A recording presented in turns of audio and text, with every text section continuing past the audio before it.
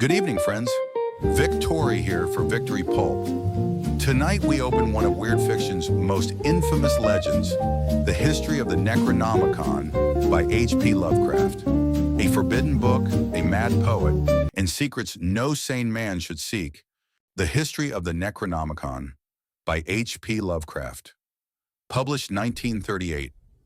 Original title Al-Azif, Azif being the word used by Arabs to designate that nocturnal sound, made by insects, supposed to be the howling of demons. Composed by Abdul Alhazred, a mad poet of Sana'a, in Yemen, who is said to have flourished during the period of the Umayyad caliphs, circa 700 AD. He visited the ruins of Babylon and the subterranean secrets of Memphis, and spent 10 years alone in the great southern desert of Arabia, the Roba el-Khaliya, or empty space of the ancients, and Dana, or crimson desert of the modern Arabs, which is held to be inhabited by protective evil spirits and monsters of death.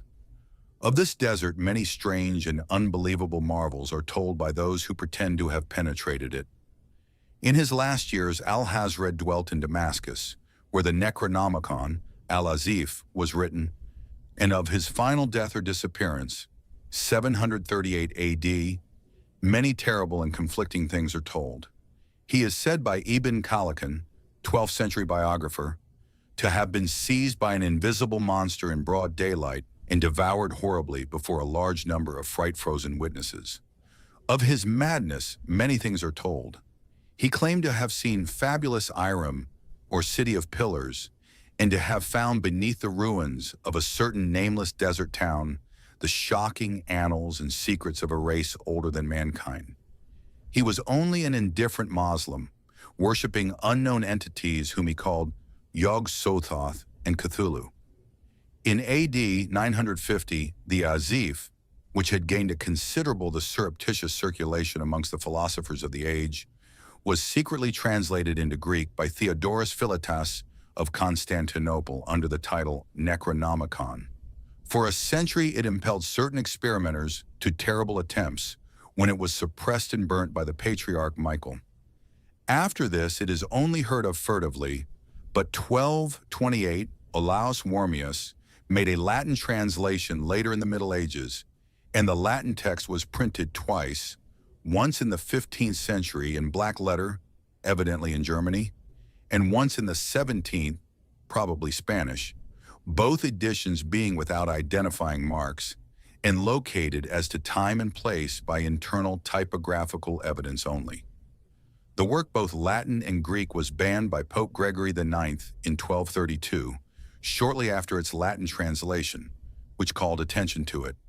The Arabic original was lost as early as Wormius' time, as indicated by his prefatory note, and no sight of the Greek copy, which was printed in Italy between 1500 and 1550, has been reported since the burning of a certain Salem man's library in 1692.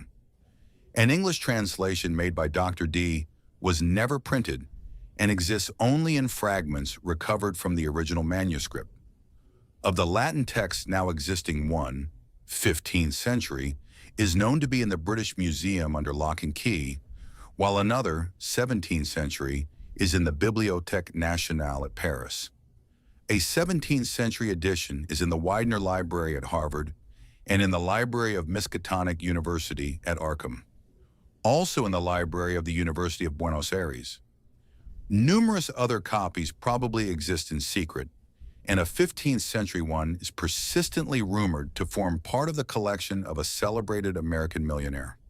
A still vaguer rumor credits the preservation of a 16th century Greek text in the Salem family of Pickman, but if it was so preserved, it vanished with the artist R.U. Pickman, who disappeared early in 1926. The book is rigidly suppressed by the authorities of most countries and by all branches of organized ecclesiasticism. Reading leads to terrible consequences. It was from rumors of this book, of which relatively few of the general public know, that R.W. Chambers is said to have derived the idea of his early novel, The King in Yellow.